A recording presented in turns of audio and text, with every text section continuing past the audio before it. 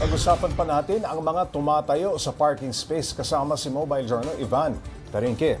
O ikaw Ivan, naranasan mo na bang maharangan dahil sinisave yung parking space para sa isang kotse? Fortunately, Pops, hindi pa naman. Oo. No, hindi pa naman. No? Pero may times na nakikita ako mismo. Pero hindi ako yung... Pero ginawa mo na ba yan, yung hinarangan mo para sa iba? Hindi naman, Pops, never pa.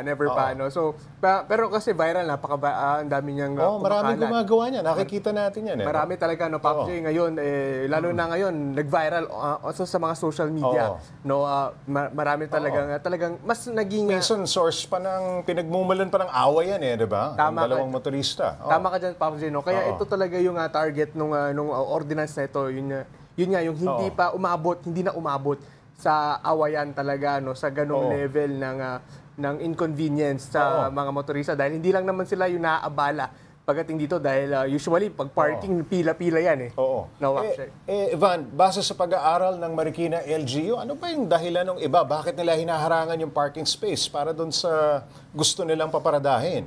Actually, Pops, dahil ngayon kasi napakadaming sasakyan pero konti yung parking spaces. So, unahan. Unahan talaga, Pops, isa talaga yun doon sa parang tinitignan na dahilan kung bakit maraming tumatayo or nagtatry mag-reserve nung parking space para dun sa sasakyan ng ibang tao. Pero yun nga, unfortunately, hindi naman dapat talaga ganoon dahil unang-una napakadelikado nung pagtayo sa parking slot, no? Lalo na pag naka-tsempo ka nun talagang tutuluyan ka, no? Bubunduling ka. Yun talaga, no? So, napakadelikado talaga ng ganito, Pops. Ivan, last year pa yung ordinansa sa Marikina at walang nahuhuling lumalabag. Dahil ba ito sa disiplinado ang mga motorista dyan o walang nagre-reklamo? Actually, Pops J, nakausap natin yung mismo author. So, may process muna sila bago nila. Una-una, wina-warningan muna nila. Okay. No? So, warningan muna nila, Pops J. No? Usually naman ito napapakiusapan.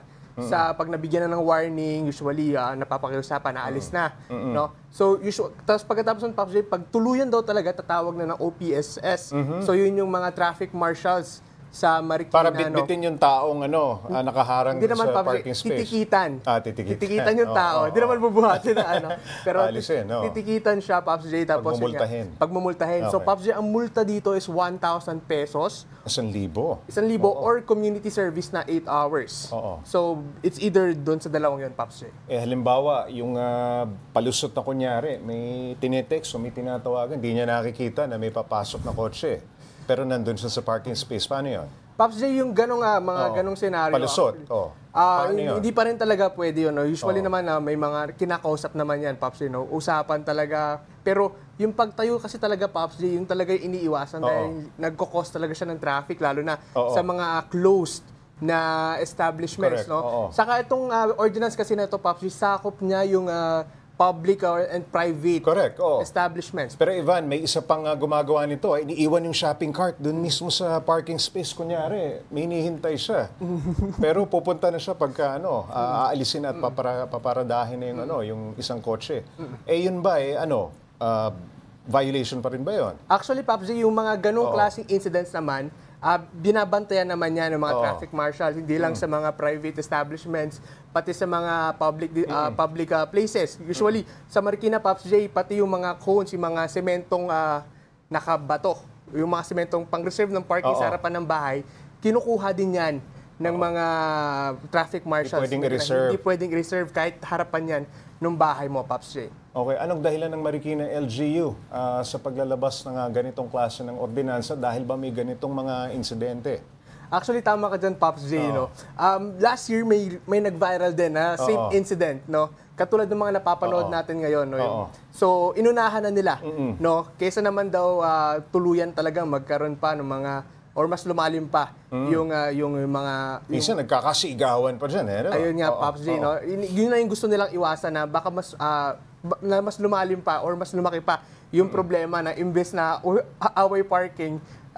Away parking kasi, Pops J, pag lumala pa yan tapos hindi na magtimpi yung mga tao, baka mas iba pa yung mangyari. Makamantong pa sa isang matinding sigalot. Paano ba ipinapaalam ng LGU sa mga Marikenyo na may ganitong ordinansa? Paano ito pinapatupad sa mga parking spaces sa lungsod? Actually, Pops J, no, may umiikot na mga traffic marshals sa Marikina. No, so pag may nakita silang let's say yung batungang pang-reserve sana, nung pinipick up nila yan, kinukuha nila yan.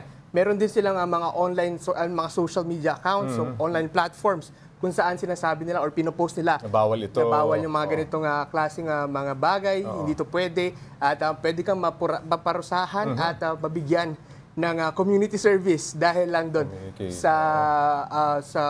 sa paggawain na yun. Community service, utusan ka sa ayos ng parking, ganun. Hindi naman, Pops J. Ang community service nila, Pops J, dalawa. No? Yung isa, magwawalis ka for 8 hours. Okay. At yung isa naman ay parang tutulong ka sa public office. No? Mag-ayos ng, let's say, mag-ayos ng mga papeles or maglilinis. Then, ganun din yung community service nila, Pops J. Alright, maraming salamat, Mobile Journal, Ivan Tarinque.